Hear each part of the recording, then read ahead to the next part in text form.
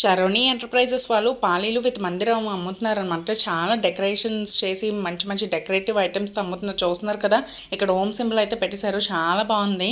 ఇంకా నేను ముందు వీడియోస్లో కూడా చూపించాను కదా, అలా ప్లెయిన్గా కూడా ఉన్నాయి. ఇలా కలర్స్ మనకి కస్టమైజేషన్ కావాలన్నా కూడా చేస్తారు.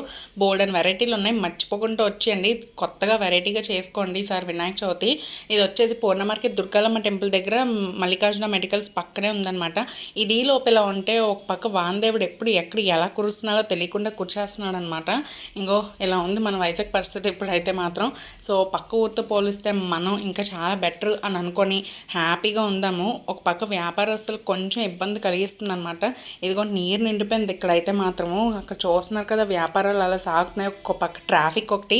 ఏదేమైనా సరే మీ అందరూ జాగ్రత్తగా డ్రైవ్ చేసుకొని ఇళ్ళకి క్షేమంగా వెళ్ళి రేపు వినాయక చవితి పండుగని మంచిగా చేసుకోండి. అండ్ సబ్స్క్రైబ్ చేసుకోవడం మాత్రం మర్చిపోకండి. Bye bye.